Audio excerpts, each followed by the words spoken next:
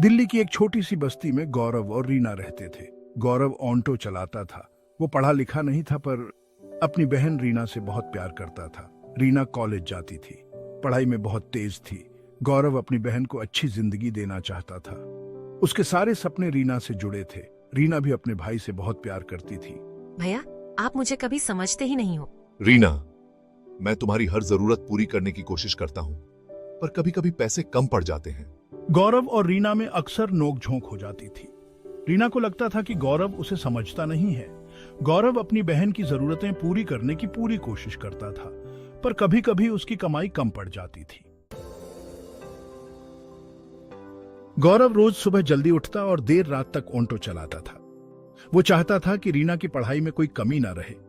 रीना को अच्छी किताबें मिलें, अच्छे कपड़े मिलें, ये सब देखकर गौरव खुश होता था। पर कभी कभी रीना की जरूरतें बढ़ जाती थी। गौरव को समझ नहीं आता था कि वो अपनी बहन की हर जिद कैसे पूरी करे। भैया, मेरे दोस्तों के पास नए नए मोबाइल और ब्रांडेड कपड़े हैं, मुझे भी चाहिए।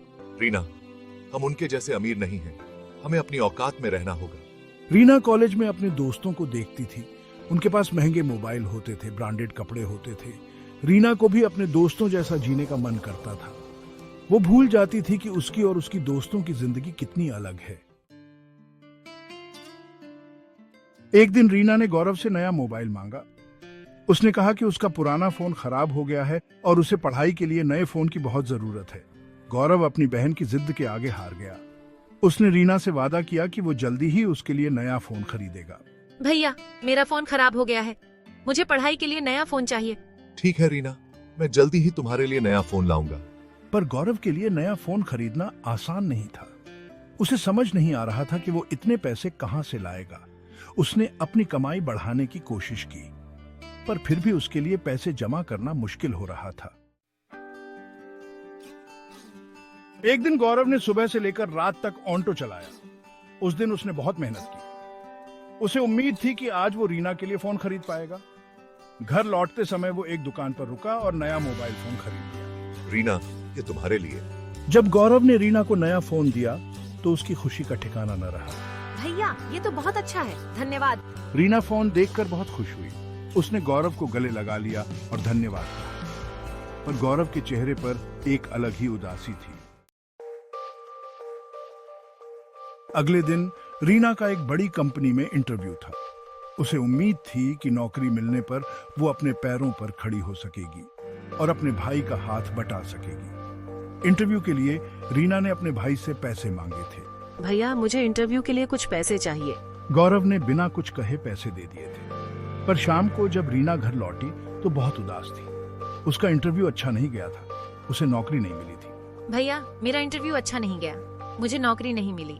रीना अपनी असफलता पर बहुत दुखी थी, पर उससे भी ज्यादा दुख उसे इस बात का था कि उसने अपने भाई से झूठ बोला था। रीना को अब एहसास हो रहा था कि वो कितनी स्वार्थी थी। वो अपने भाई के प्यार और त्याग को समझ नहीं पाई थी। गौरव ने अपनी सारी जिंदगी रीना के लिए कुर्बान कर दी थी और वो खुद को उस लायक बनाने की कोशिश कर रही थी कि वो अपने भाई का बोझ कम कर सके। भैया, मुझे माफ कर दो।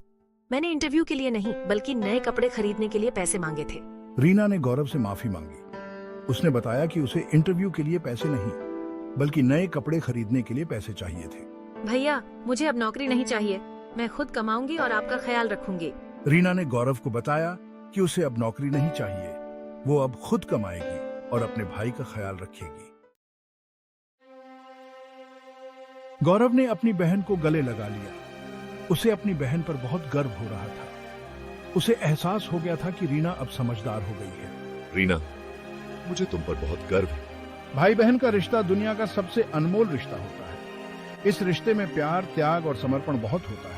भैया, हम हमेशा एक दूसरे का साथ देंगे। गौरव और रीना की कहानी हमें ये सीख देती है कि मुश्किल समय में हमें अपने परिवार का साथ कभी नहीं छोड़ना चाहिए। परिवार ही हमारी असली ताकत होता है और हमें हमेशा अपने परिवार का आभारी रहना चाहिए।